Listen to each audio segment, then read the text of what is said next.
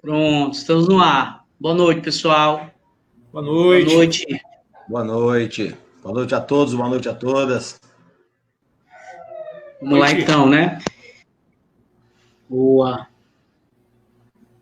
Bem, pessoal, como nós havíamos combinado, hoje, às 19 horas, a gente faz aqui uma live oficial. Essa live oficial tem como temática pandemia de quê?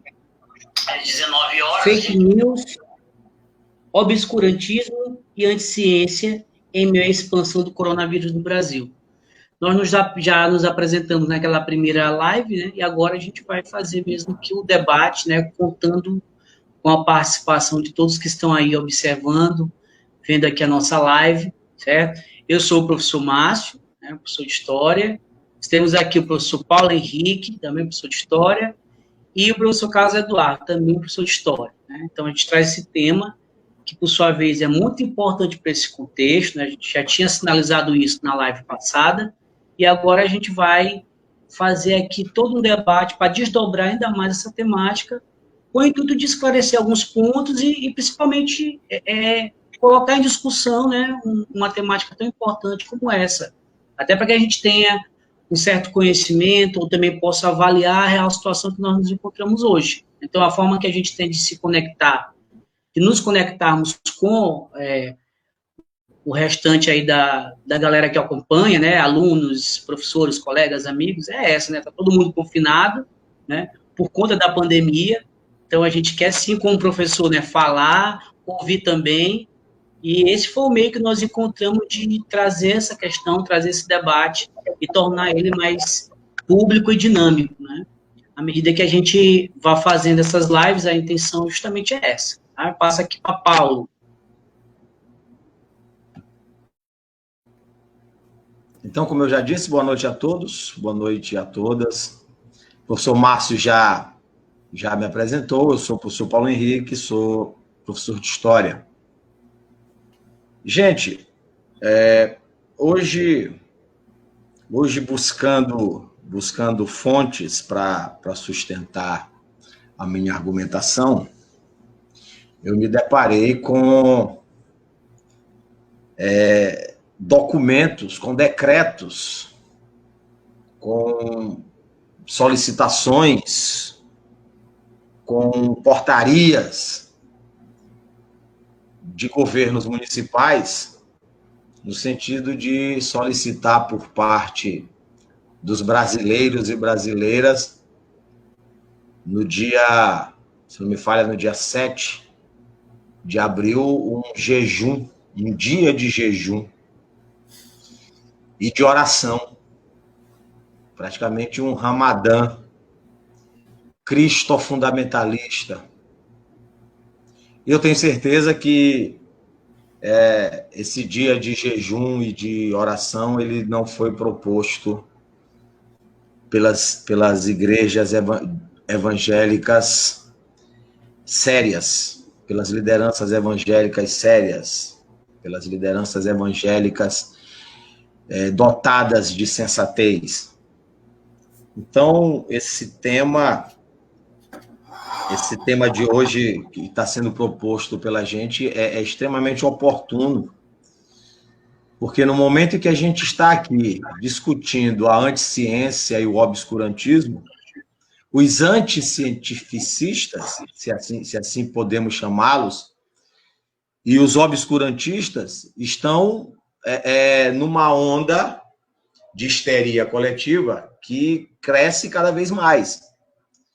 Porque no momento que você propõe como estratégia de combate ao coronavírus um dia de jejum e oração, não digo que o jejum e a oração não sejam importantes alimentos para os que creem, mas você propor jejum e oração como política pública para o combate a uma epidemia para a qual ainda não há medicamento, não há vacina, é extremamente perigoso. Então, isso me preocupou, me assustou, na verdade, porque já tem municípios, já tem prefeitos que estão baixando portaria nesse sentido, no sentido de convocar a população. O próprio presidente da República fez isso hoje, né? Convocando a população para fazer um dia de jejum. Acho super saudável que durante o período da quaresma, acho super saudável, alimenta o espírito, fortalece a fé, mas na medida em que você propõe isso, na medida em que o governo propõe isso, e que governos propõem isso como política pública, e isso já, para mim, já é preocupante.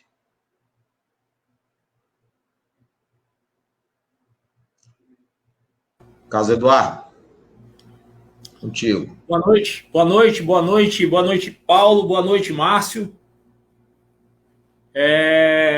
Falo aqui direto do sertão, direto da minha aprazível Barra do Corda, 19 horas e 6 minutos, aí aqui faz um clima agradável, agora, pelo menos aqui, dentro desse quarto aqui, em que a gente tem novamente essa oportunidade de bater esse papo e se comunicar com as pessoas que vieram participar aí da nossa segunda live, a primeira tendo uma temática sobre a qual a gente vai versar mais especificamente.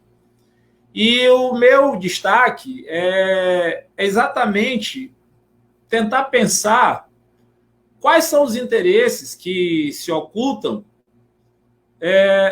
por trás daquilo que se divulga ou, na verdade, daquilo que se tenta esconder a respeito do coronavírus. A gente vai ter a oportunidade de ter uma conversa mais longa a respeito dessas questões, mas, evidentemente, a gente tem percebido que, dependendo do posicionamento, dependendo do indivíduo, dependendo do lugar social de cada um,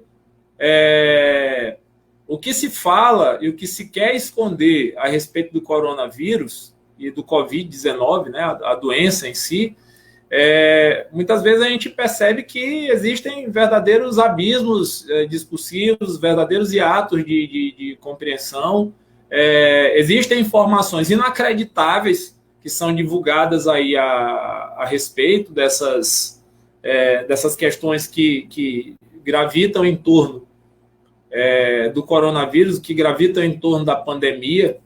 E aí, de fato, cabe a pergunta, né? A pandemia é de quê? A pandemia é só de coronavírus? Ou a pandemia é de todos os problemas que o coronavírus também revelou que a sociedade tem hoje? Evidentemente que a gente não tem esses problemas apenas localizados na sociedade brasileira. A pandemia, evidentemente, também ela só existe porque ela é algo mundializado. Mas, trazendo para a nossa realidade, ela evidencia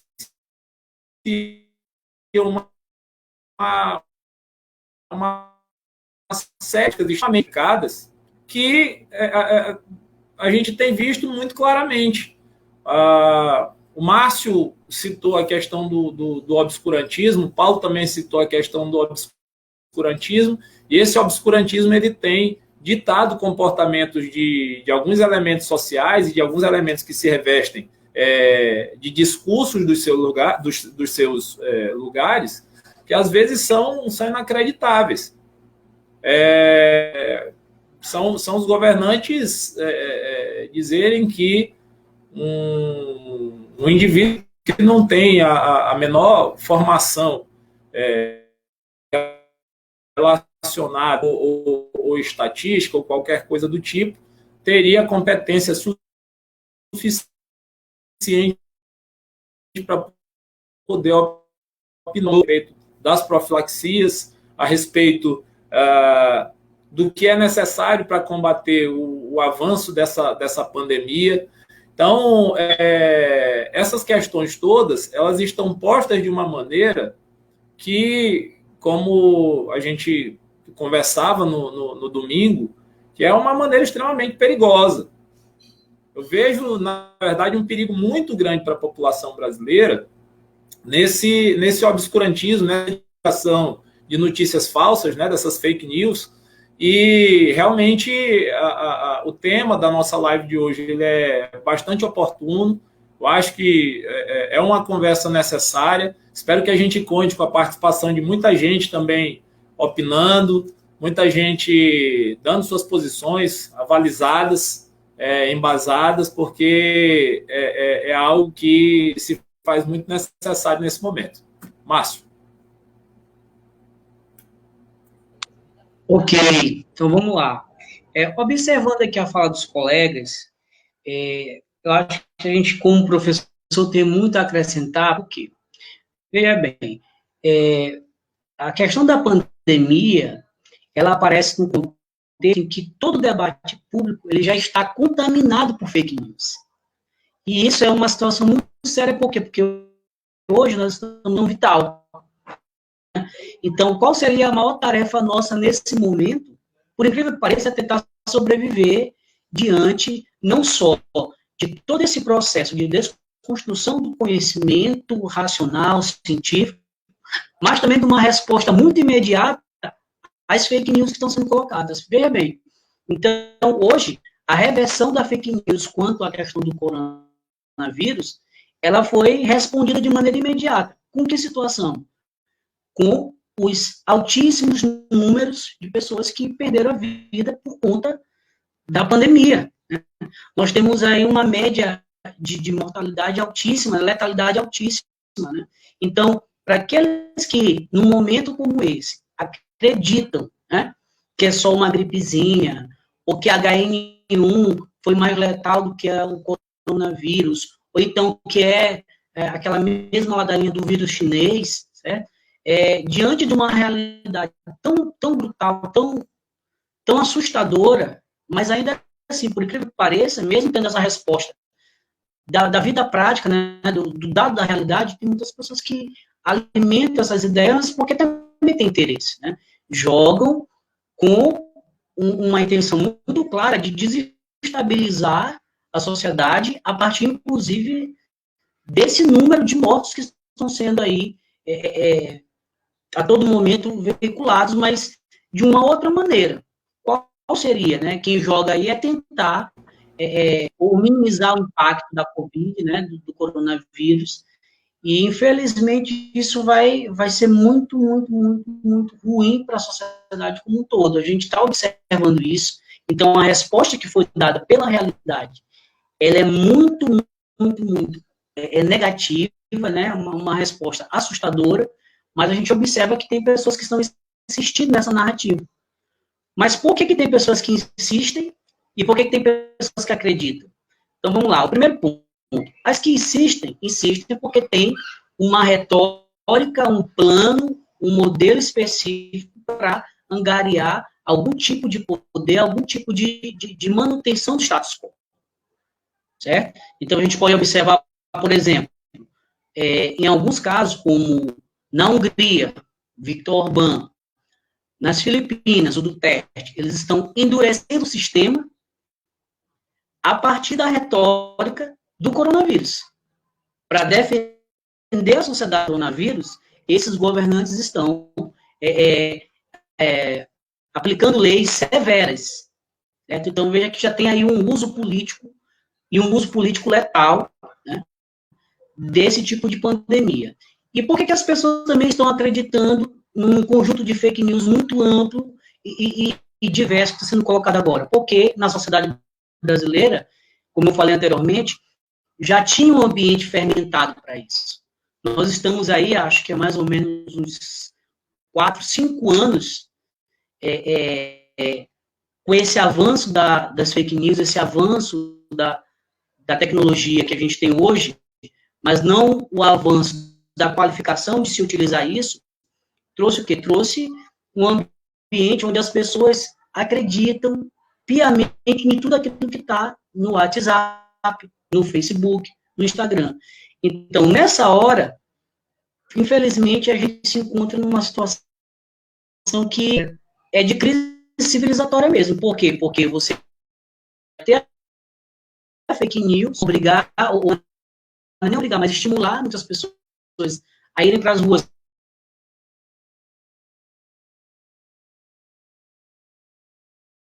por exemplo. Mas, ao mesmo tempo, tem e a resposta que o vírus dá é uma resposta letal. Né? Então, a gente está vivendo uma encruzilhada muito forte. E aí a gente vai precisar ter muita força, muita coerência e consciência para reverter isso. Tá?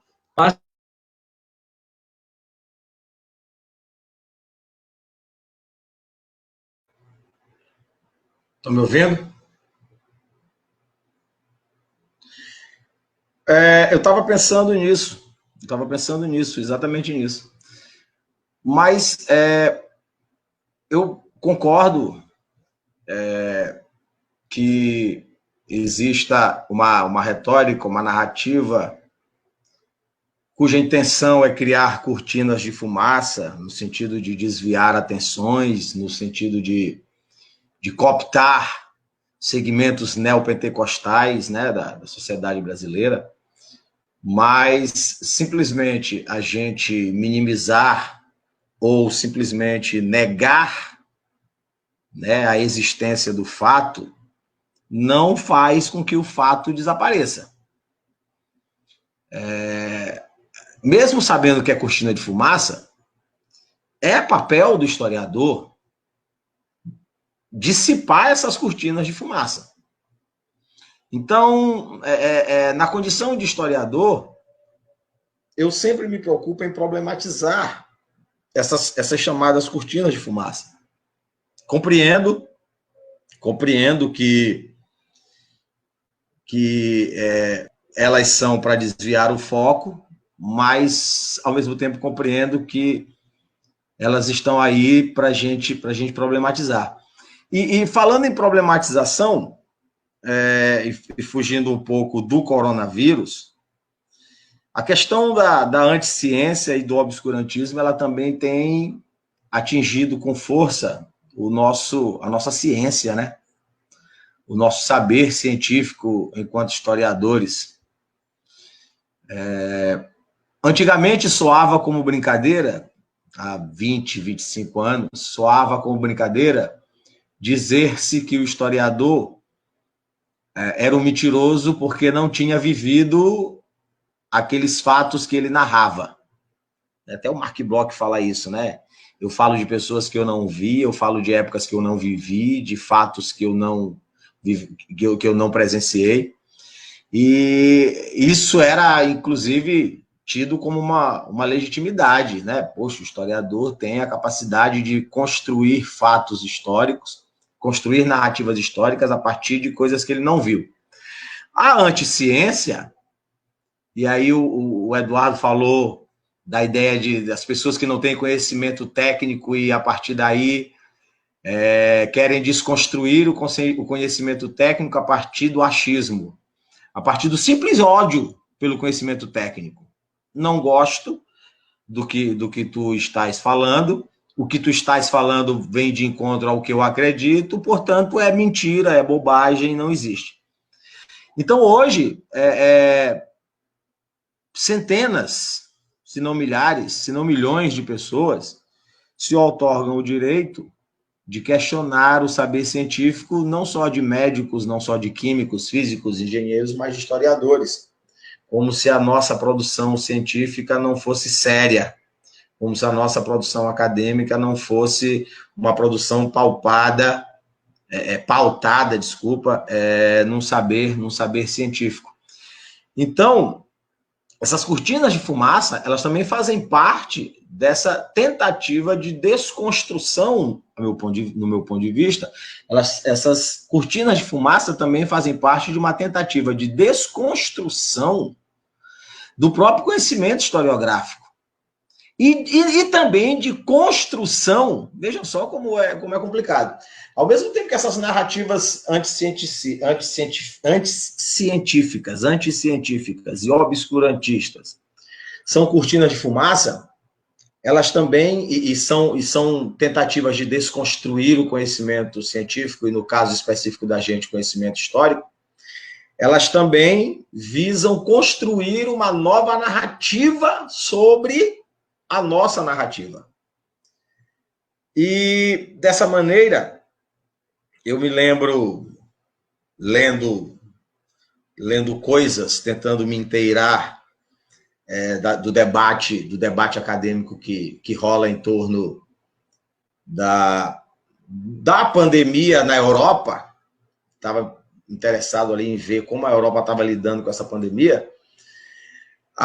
O coronavírus ele vem trazendo à tona sentimentos ultranacionalistas, ufanistas, né, xenófobos, que já vinham ganhando força, né, desde o final do século XX e que se consolidavam cada vez mais.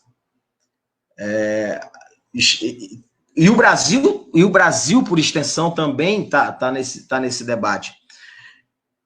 A busca pela ideia de se fortalecer a família como um núcleo,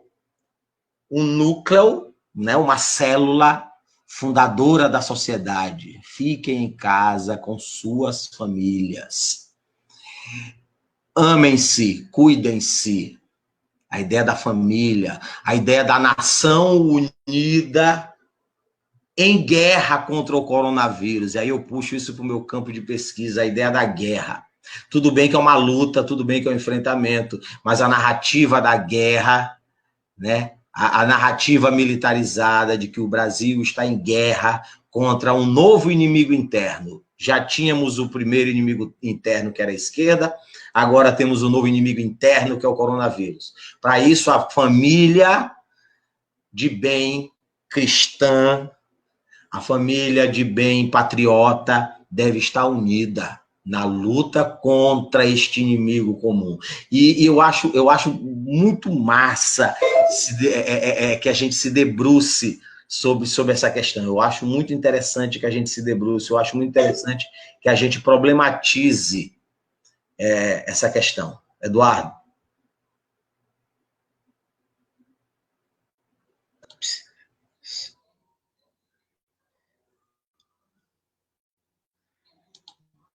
Antes aí do Eduardo, cadê ele? Deixa eu fazer aqui, ler uns comentários, perguntas. Tá me ouvindo, Eduardo? Paulo? Tô. Rapidão, pode falar? Só fazer um comentário aqui do pessoal que está na live aqui assistindo. Paulo César, Paulo Gereba. Vamos lá.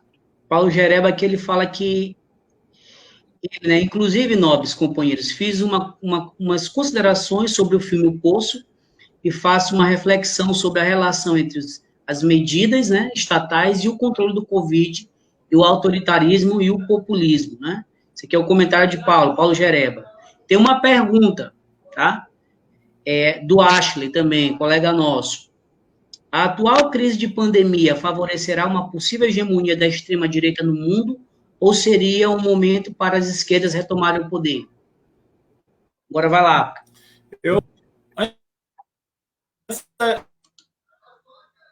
Vamos responder as perguntas ou como é que faz? Eu queria... Vamos um bloco para a gente fazer os comentários dessas falas no final, pode ser? Pode ser. Beleza. Isso. Eu queria retomar minha fala em cima da fala do Paulo, né? Quando ele fala e com uma percepção muito astuta mesmo sobre essa narrativa de guerra que existe hoje, ou a guerra contra a esquerda, ou a guerra contra o coronavírus. E aí eu queria inverter a ordem, inverter o significado também. Além da narrativa de guerra, existe a guerra de narrativas, que é, na realidade, resultado da claríssima polarização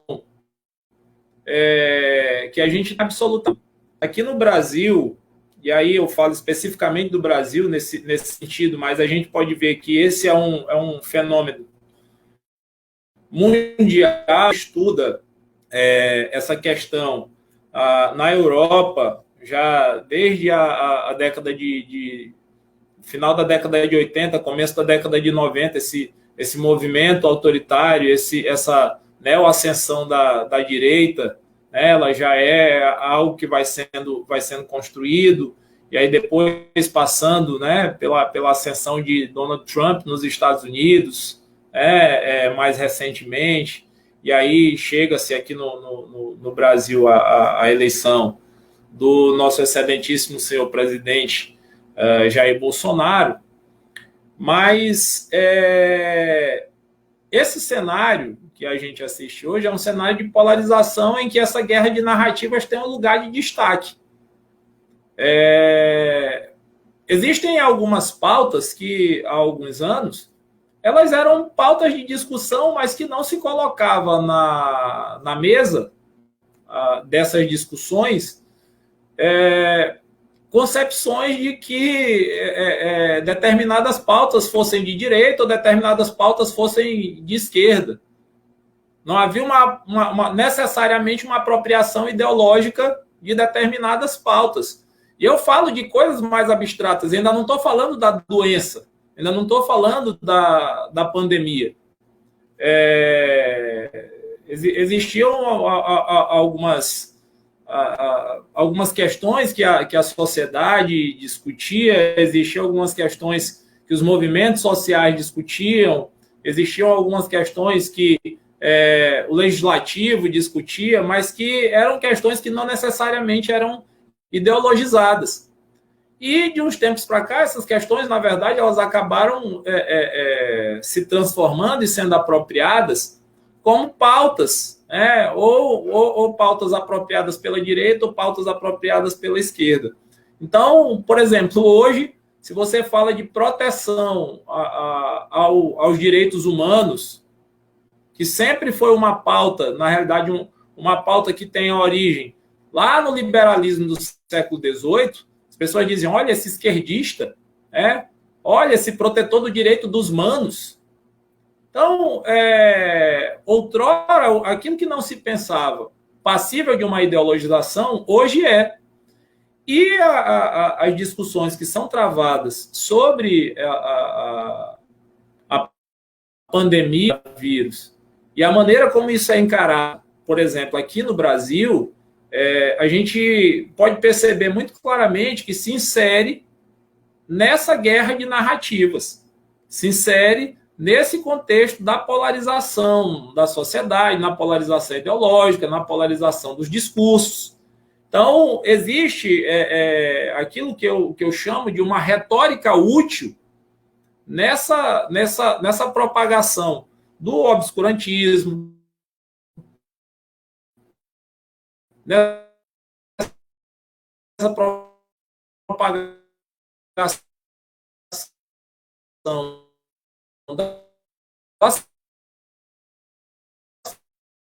fake news, nessa propagação de ciência de diversos elementos sociais. A quem interessa, ou melhor, questionando, como interessa politicamente a propagação dessas fake news? Como interessa politicamente a propagação desse obscurantismo? Como interessa politicamente a propagação dessa anticiência? Eu fico pensando até que ponto, do ponto de vista político, os dividendos que se quer ter, eles não subjazem de maneira muito clara aí a essa situação. Tanto quem está no poder quanto quem quer chegar ao poder, neste momento, procura explorar o máximo possível dentro das suas formas de se capitalizar junto aí aos seus grupos de apoio, como a pandemia ela deve ser tratada. Da mesma maneira que a gente vê, por exemplo, determinados grupos políticos defendendo o direito ao trabalho, defendendo o emprego, defendendo que as pessoas saiam para a rua em função da necessidade da economia não parar, outros grupos políticos, inclusive de forma até surpreendente e estranha, que sempre foram favoráveis a essas mesmas pautas, mas que nesse momento precisam se descolar desse lado político, passam a defender um discurso oposto a esse. Então, todos querem ganhar um capital político, criar algum tipo de vantagem a partir dos posicionamentos que vão sendo adotados dentro desse contexto, né? Entretanto, você vê também que outros elementos eles estão muito claramente posicionados por trás desse discurso, né? Das fake news, por exemplo, da anticiência. Ora, eu quero chamar a atenção para... E aí a gente recebe muitos vídeos, muitas informações nas redes sociais, principalmente via WhatsApp, né? E aí eu recebi já bem uns 3 ou 4 vídeos, e o ponto comum desses vídeos é que geralmente são feitos por empresários, uns caras assim jovens, bonitos e tal. E aí os caras falando sobre lockdown vertical, o isolamento vertical. O isolamento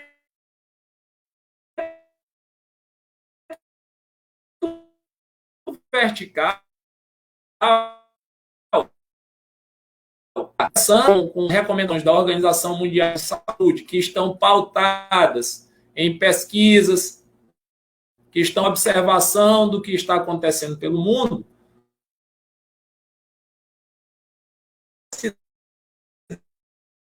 A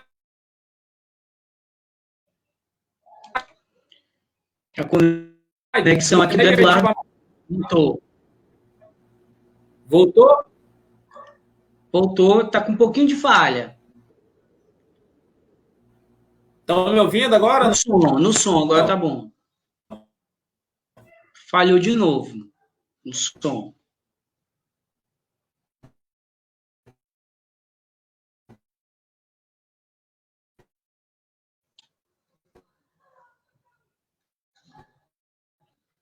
Mas aí o nosso amigo está lá em Barra do Corda, no Sertão. Mas a nível mesmo nacional, a gente observa que essas falhas estão sendo recorrentes devido ao fato de que muitas pessoas estão acessando a internet, né? Então, vez ou outra, isso vai acontecer, né? Mas, assim, retomando aqui, até que ele possa restabelecer a conexão, falou, o Eduardo também, em relação às chamadas cortinas de fumaça, a gente observa que esse discurso realmente ele vai fazer com que o que é de fato necessário para enfrentar esse problema, que não é fake news, é um problema real que a gente está vivenciando, sejam colocados de lado. Por exemplo, a gente observou que no Congresso, a retórica a respeito dos projetos que estão sendo colocados é o seguinte: hoje vai ser colocado em votação o orçamento de guerra. É o termo orçamento de guerra. Eu pergunto para vocês, quando é que vai ter um momento da reconversão industrial, da indústria de guerra, que atender as necessidades da população que está precisando? Esse é um questionamento que precisa ser feito, ou seja, no lugar de as pessoas estarem espalhando fake news, colocando teorias de conspiração, cadê as ações concretas para lidar com esse momento que é seríssimo para a sociedade brasileira? Porque eu não vi ninguém falar em reconversão industrial. Eu não vejo as pessoas falarem disso para atender as demandas por respiradores, por todo tipo de insumo que é necessário para ajudar as pessoas que estão na frente, né, que são os nossos companheiros da área médica, para atender a população que precisa se cuidar, usar uma máscara, usar um álcool em gel. Nem álcool em gel tem mais. O Brasil aí produz usinas de cana-de-açúcar, né, usinas de etanol. Então, eu não vejo as pessoas falarem em reconversão industrial para atender essa necessidade, mas quando se coloca em orçamento, está lá o termo, orçamento de guerra.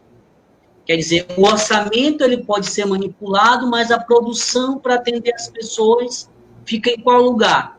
Então, esse tipo de retórica esconde as medidas que o Estado deveria tomar para agir no sentido de minimizar esses impactos, certo? Eu repasso aí para o Eduardo concluir, tá? Certo, eu agradeço. A internet está um pouco instável aqui na nossa aprazível princesa do sertão, Barra do Corda. Metrópole Barra Cordense. Exatamente.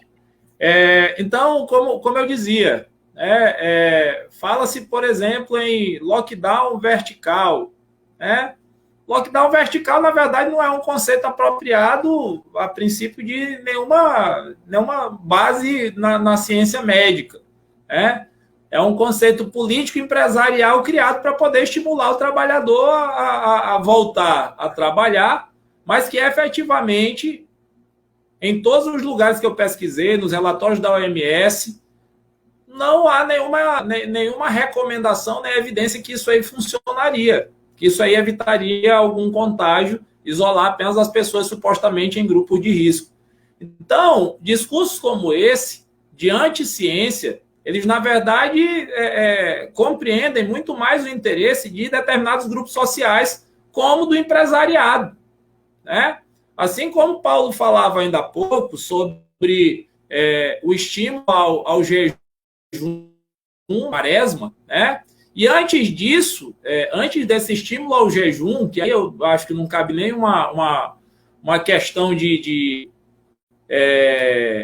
criticar ou problematizar o fazer jejum ou não, mas o simples fato de permitir, agora foi proibido pelo STF, né? O STF entrou em campo e proibiu, mas o próprio fato de considerar, guardado o devido respeito à liberdade religiosa das pessoas, mas o simples fato de considerar o funcionamento e a abertura das igrejas por considerar que isso é uma atividade essencial, né? Isso é absurdo.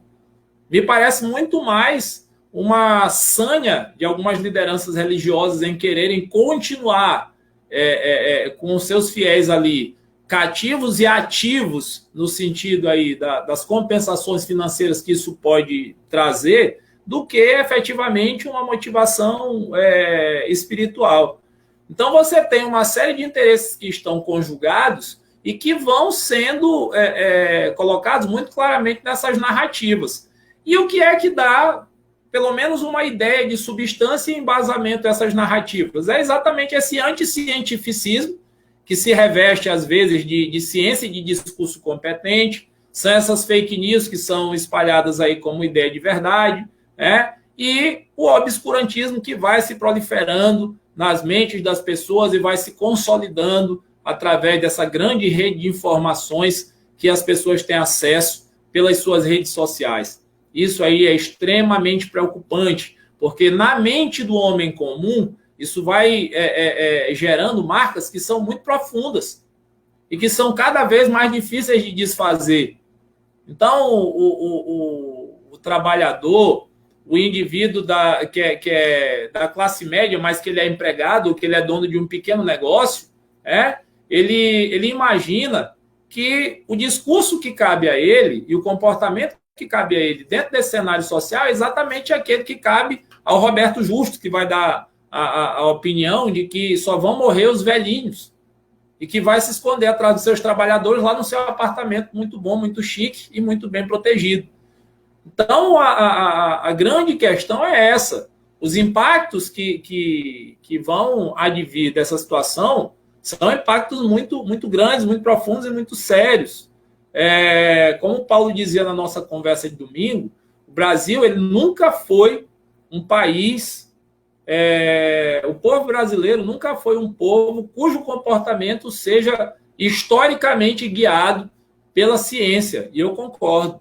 No entanto, esse mesmo povo nunca se colocou em tantos riscos por não seguir aquilo que a ciência determina.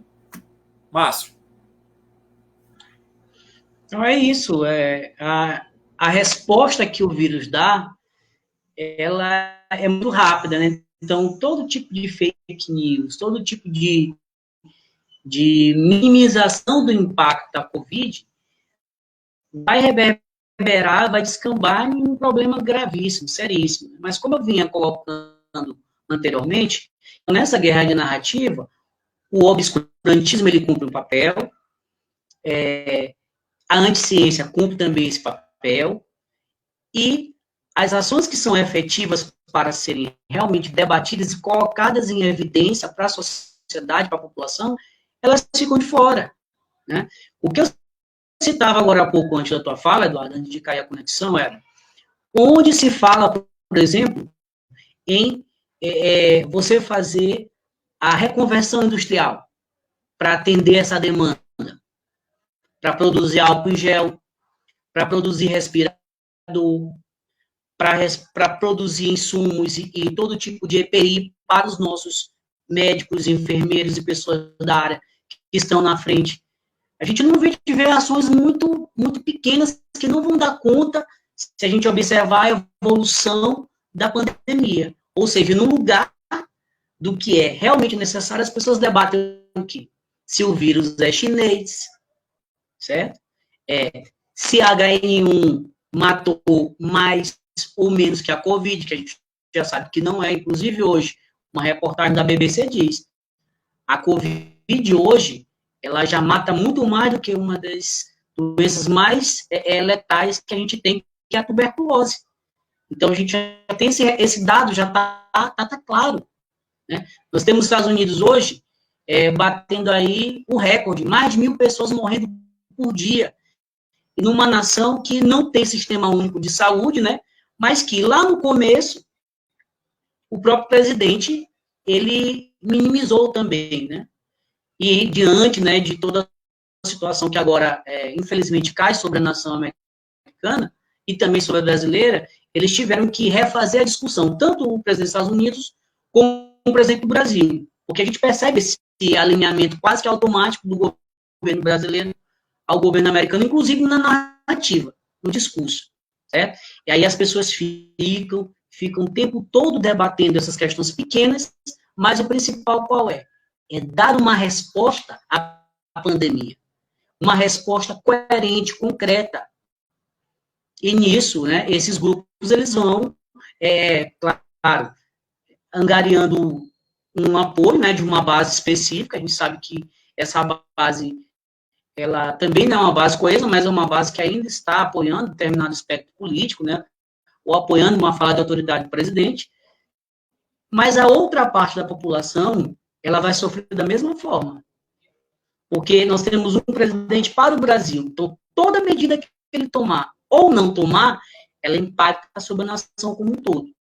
E ficar o tempo todo produzindo e reproduzindo fake news como método para tergiversar, para esconder o real problema que a gente está vivenciando, acaba sendo uma das táticas que a gente observa hoje. Resultado, as pessoas que não têm uma formação mais consistente, ou mesmo até que tem, né, porque a gente pode observar, eu participo de vários grupos de professores, eu fico ali, muitas vezes, observando o termômetro, né, a gente observa que nós temos colegas, professores como nós, que compram essa narrativa muito facilmente, né. Eu ouvia num grupo aqui, de uma região da Grandília, os professores falarem um dragão chinês, né, ou seja, o dragão colocou o vírus. O chinês que eu conheço é Bruce Lee. Pois é. Não tem a condição de ver, por exemplo, que os americanos, eles compraram uma carga imensa de produtos da própria China e receberam outra. Né? Então, não consegue conectar a realidade. Claro que existe uma disputa de hegemonia, a gente sabe disso. E essa narrativa do vírus chinês, ela entra nessa disputa de hegemonia global do mercado, a gente sabe disso. Mas, eu retorno aqui essa questão do esforço industrial de cada um dos países, e me refiro mais ao Brasil nesse momento, porque é onde nós estamos. Isso tem a ver com a lógica do capital. Né? Então, eles testam, vão esperar até um momento assim, mais crítico, e talvez eles façam ou reconfigurem a produção para atender o que é o mais importante. Então, eles têm esse cálculo. Agora, eu, você, e Eduardo, o Paulo e tantos colegas que estão aqui, que somos historiadores, nós sabemos que em vários momentos da história, a indústria ela foi ressignificada, ela foi reconvertida para atuar em campos de guerra. Né? E agora a gente vive, sim, esse momento muito perigoso, muito dramático, mas a indústria não está dando a resposta. Porque eu não acredito que não tenha uma resposta em termos de produção material. Tem, certo? Mas esse debate, ele não entra na cabeça da população. Ele não chega à população porque há um interesse muito claro de não chegar. Mas esse que é o debate. O Estado, por exemplo, agora, como é que atua? A gente viu aí há poucos dias uma suposta professora que fez aquela cobrança ao presidente, pedindo inclusive intervenção. Ela está diante da pessoa que tem a responsabilidade de transferir renda para a sociedade. E no lugar disso ela pede o quê? Intervenção. Então veja como a narrativa está inculcada na cabeça de muitos setores, né? De que uma intervenção seria a salvação, quando é do contrário. Mas não uma intervenção militar. É uma intervenção produtiva, no sentido de ajudar as pessoas, uma intervenção social, de transferência de renda, uma intervenção política, para organizar a sociedade no sentido de enfrentar isso de maneira mais coerente. Mas veja, no lugar disso, a gente precisa estar lidando com dragão chinês, vírus chinês, gripezinha, certo? Então, tudo isso cumpre um papel, tá? Passa aí para Paulo. Eu estava aqui o tempo todo só me lembrando da pergunta que Jereba fez, não sei se foi uma pergunta ou um comentário, sobre qual seria o papel, né, dos historiadores para minimizar os efeitos desse negacionismo e desse pensamento anticientífico. E aí eu reitero, essa fala é algo sobre o qual eu tenho me debruçado muito e sobre o qual eu tenho falado muito. E há muitos anos eu insisto nisso.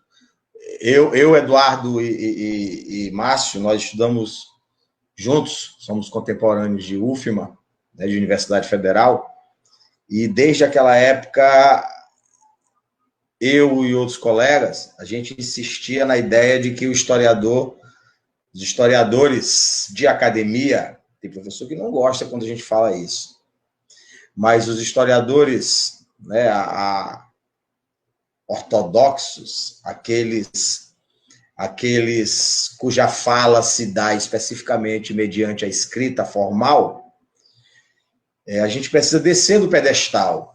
A gente precisa, como dizia Thompson, né, na briga dele com o Chartier, professor, saia do escritório, vá para as ruas, vá conhecer o trabalhador.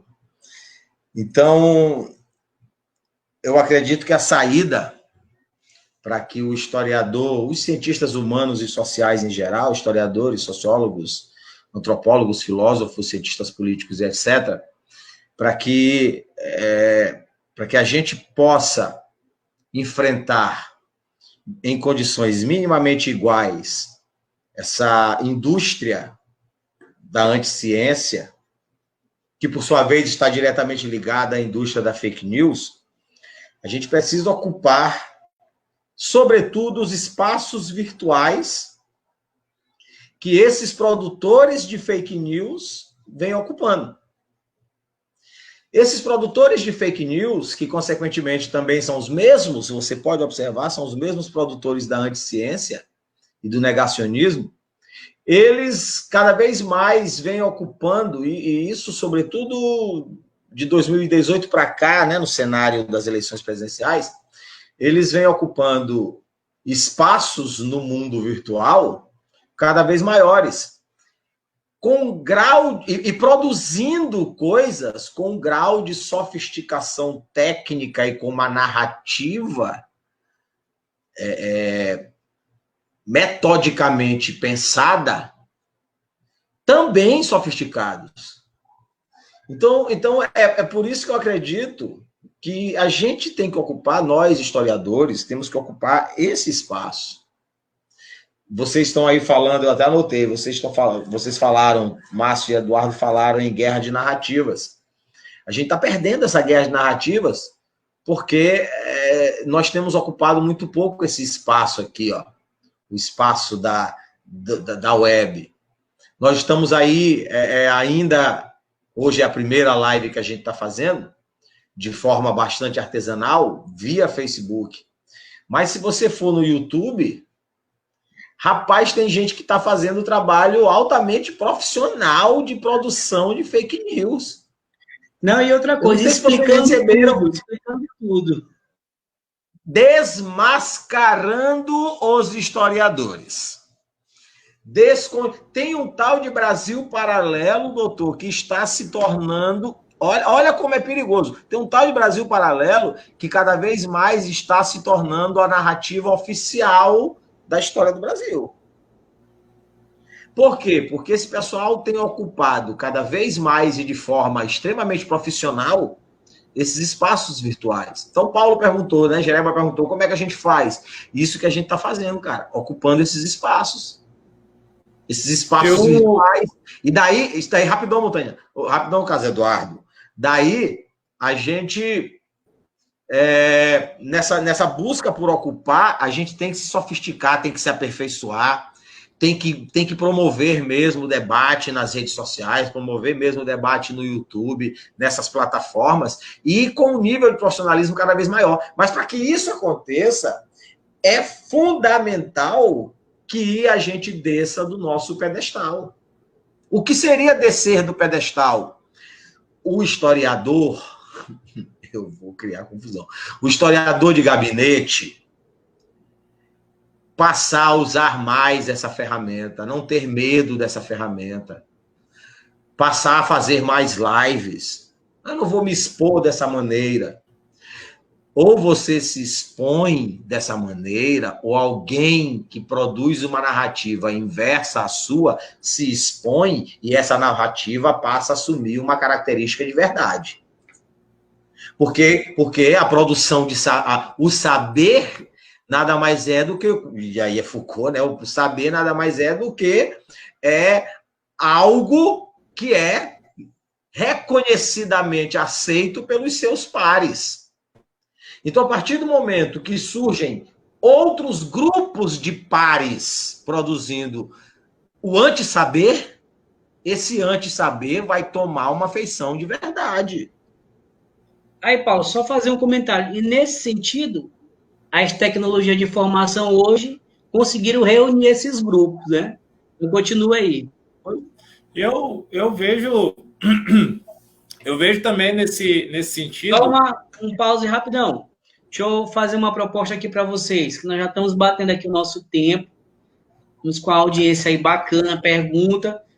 Depois da fala de Eduardo, cada um comenta a fala do Ashley, né? Aquela pergunta, tá? E tem mais um comentário aqui. Só rapidão, mais um comentário. Deixa eu colocar aqui. Mais um comentário que chegou agora. Do Josué Felipe. Perfeito, é uma guerra comunicacional.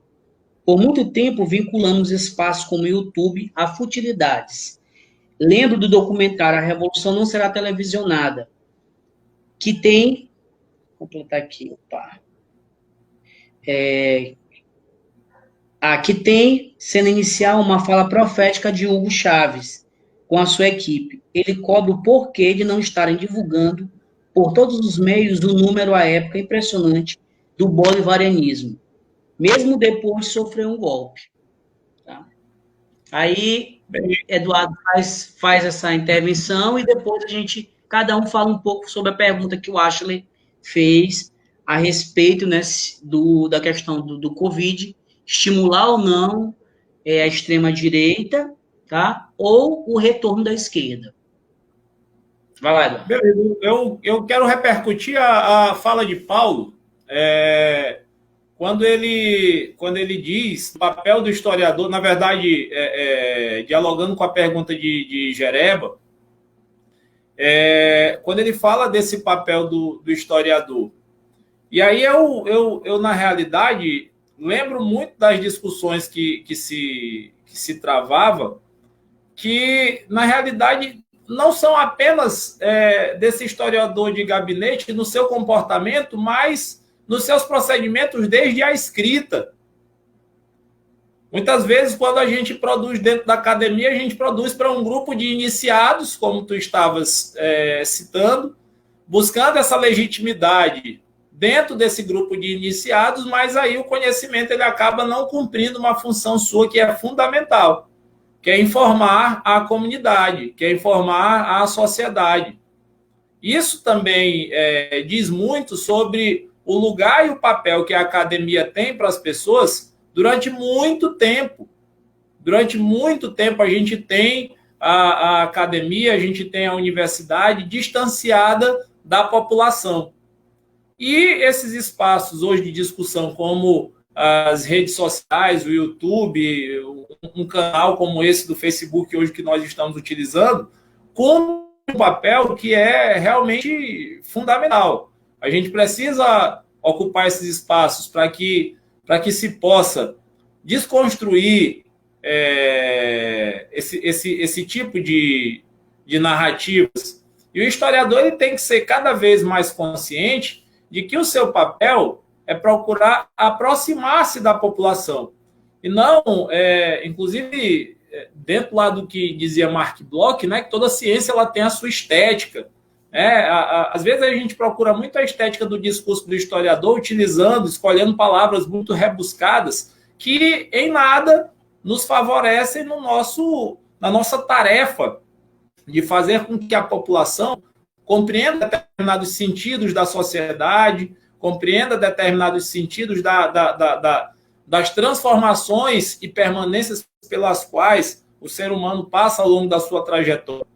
Então, é exatamente isso que vai dando espaço para que outros indivíduos, bem ou mal intencionados, que eles também ocupem um lugar que durante muito tempo foi do historiador. Veja o quanto nós evoluímos nessa discussão.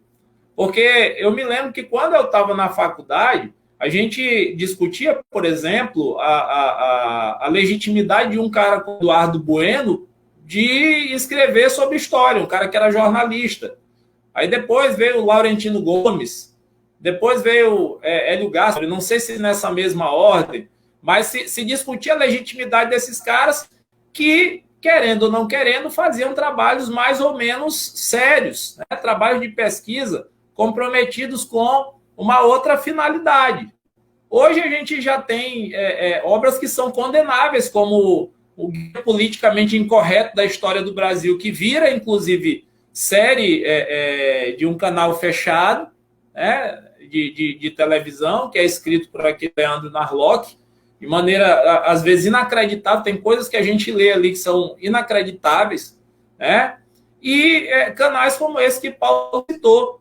Então, veja que a gente, primeiro, parte de uma realidade em que o historiador ele não consegue essa interlocução com a sociedade.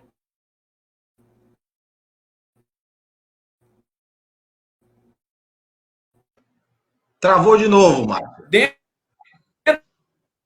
desse... Uma falhazinha no som, Eduardo. Voltou agora? O som está ok. Bem, então a gente só concluir minha fala rapidinho. Então a gente percebe que primeiro se cria esse espaço para que indivíduos de outras formações, mas que de certa maneira comprometidos também com a pesquisa e fazendo um certo juízo de valor com a boa propagação de informações, eles estejam presentes, indivíduos que conseguem fazer uma interlocução melhor com a sociedade pela linguagem que usavam e que usam, né? E hoje, infelizmente, o que a gente percebe é que a coisa foi para o outro extremo. Vários indivíduos eles se outorgam o direito de escrever sobre história, mas tratando ciência como opinião, porque a história também é uma ciência. Ela também possui os seus métodos, ela também possui as suas particularidades. Rapidão, Eduardo. Quando a gente retruca a opinião com uma análise científica embasada, a gente ouve do interlocutor a ideia de que a gente não sabe respeitar a opinião alheia. Mas eu não estou emitindo opinião. Eu não tô te dando a minha opinião. Tudo que eu estou falando aqui é academicamente, é cientificamente embasado. Não é a minha visão de mundo, nem a minha opinião, não. Sim, travou lá. Continua, Márcio. Eduardo, tu ainda quer falar mais alguma coisa? Travou lá. Deu lag, né? Então vamos fazer o seguinte, vamos comentar aqui Então, a pergunta que foi feita do Ashley. Né? Olha, voltou. Voltou? Queria só concluir. Conclui. Então, essa questão ela é muito complicada, porque enquanto a gente permite, né, que isso aconteça, a gente, de uma certa forma, está se omitindo e está fazendo com que esse discurso ele se propague também. Né? E a gente tem hoje um combate muito sério, porque dentro da perspectiva antificista, que inclusive caracteriza o governo, a gente vê muito claramente que o desestímulo à pesquisa científica ele hoje é uma realidade para todas as áreas, mas em particular para as ciências humanas e sociais. Então, a gente precisa também lutar contra essa questão. Né? O próprio ministro da Educação, quando questionado a esse respeito, respondeu de maneira extremamente deselegante a alguém que foi questionado em uma rede social sobre a interrupção de financiamento de bolsas para os estudos nas ciências sociais e ciências humanas. Então, a gente hoje,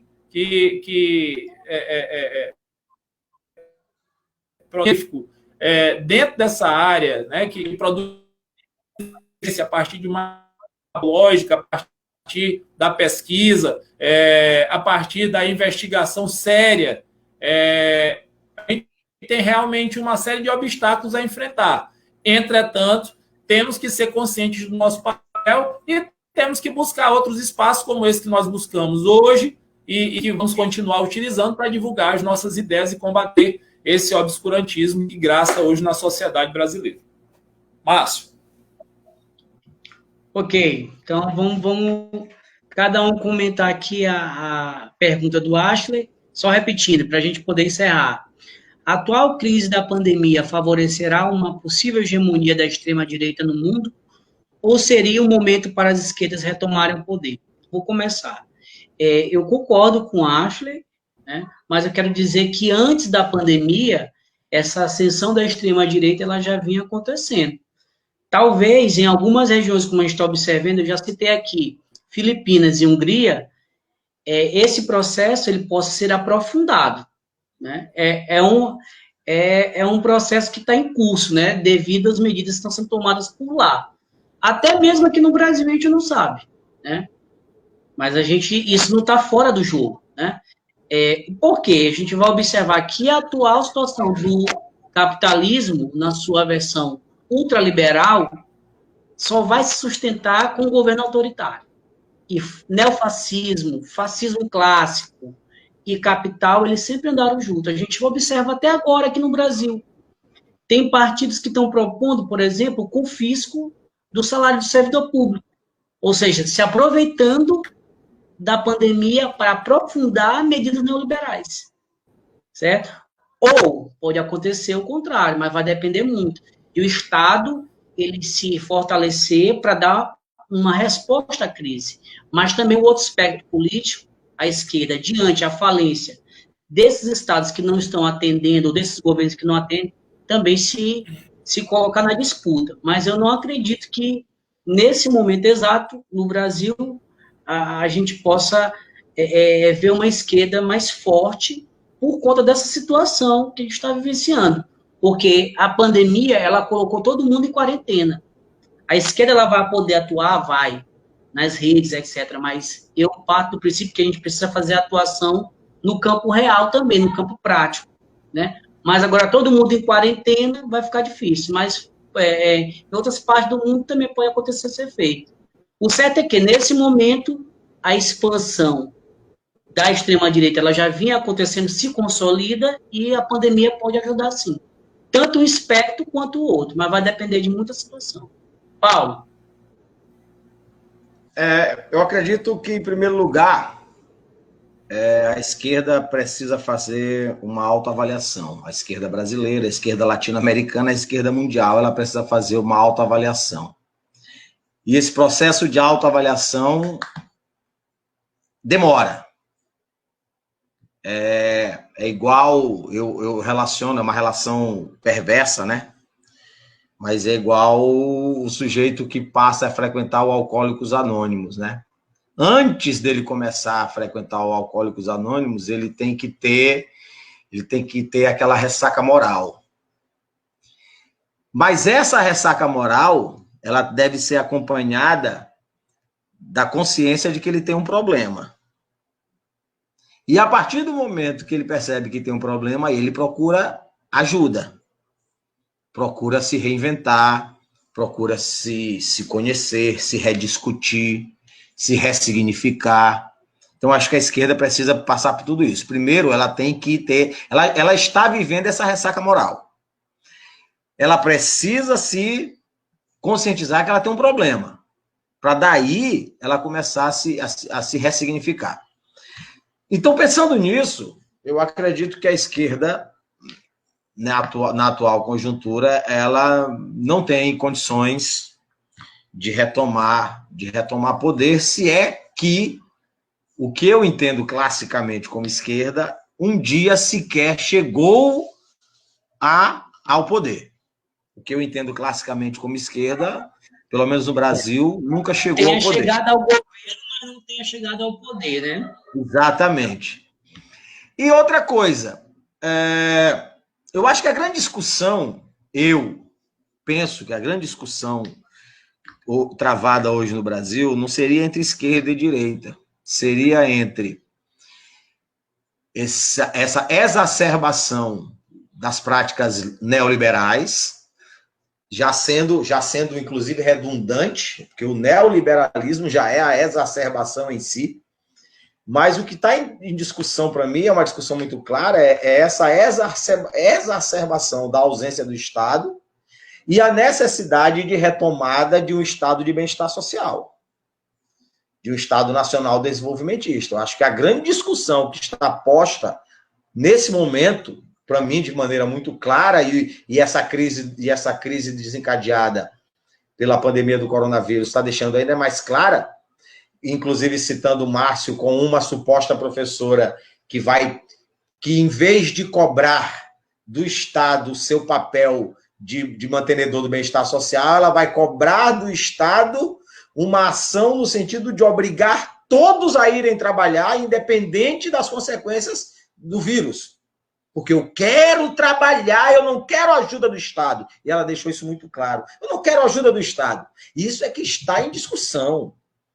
Isso é que está em discussão. Em vez de nós cobrarmos do Estado decretos ou portarias que nos obriguem a voltar ao trabalho ou que escalonem esse retorno, devemos cobrar do Estado o seu papel como garantidor do bem-estar social.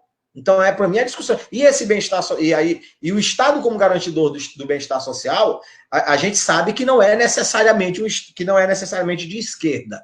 Nenhum governo que propõe o bem-estar social é necessariamente de esquerda. Então, para mim, a grande discussão que está posta é essa: é a retomada, a exacerbação do neoliberalismo versus a retomada do estado de bem-estar social. Carlos Eduardo. Finaliza. Bem, eu na realidade, quando veio a pergunta, eu refletia exatamente sobre isso que Paulo falou. Eu penso, né, que não é bem apenas uma questão de direita ou de esquerda. Não obstante existam pautas que se associam mais ao que a gente chama do campo da esquerda, é preciso pensar no modelo de Estado e nos modelos de governos que são necessários para que essa crise seja superada, né?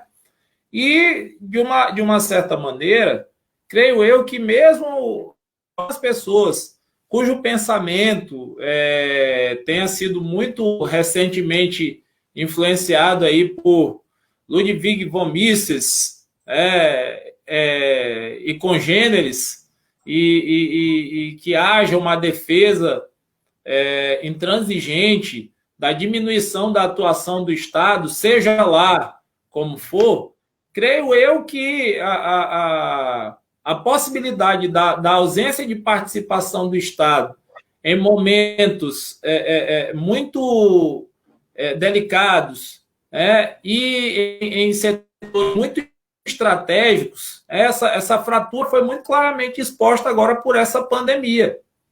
É um Estado que se encontra de mãos atadas, é um Estado que parece muito falho diante da necessidade de reagir para atender as necessidades mais básicas da população. E isso a gente não vai falar nem apenas comparando com outros países, são tidos aí como, digamos, ligados à esquerda. A gente vê que existem países como os Estados Unidos, onde o Estado ele vai agir no sentido também de garantir aquilo que a população necessita no mínimo, né? Então, eu creio que a questão é muito mais até do que a perspectiva de ascensão da direita ou da esquerda, mas da ascensão de um modelo capaz de levar à superação dessa crise.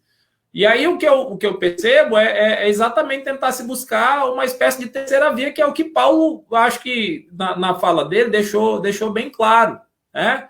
Não é direita ou esquerda, mas é um estado de bem-estar social que supere essa ausência, né, das políticas estatais, onde o cidadão precisa que elas existam, precisa que elas ajam de forma a garantir pelo menos as condições básicas para a sua sobrevivência.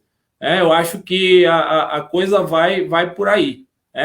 Aqui no Brasil, para ser mais exato, até mesmo quando se imaginou que a esquerda chegou ao poder, essa esquerda, na verdade, ela, entre aspas, chegou ao governo apenas através de acordos que foram realizados ou com partidos de direita, ou com partidos de centro.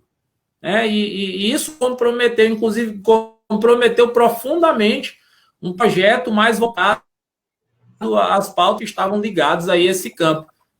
Eu me lembro que antigamente, inclusive quando nós ainda éramos um pouco mais jovens e estávamos na universidade, ser de esquerda era no mínimo ser comunista e andar com o manifesto comunista embaixo do braço, ser da Liga Bolchevique, querer a revolução camponesa e proletária.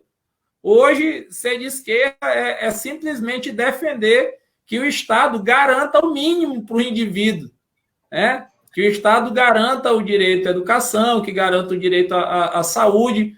Isso, evidentemente, no pensamento das pessoas que criticam esse campo progressista de uma forma um pouco mais assodada e um pouco menos esclarecida.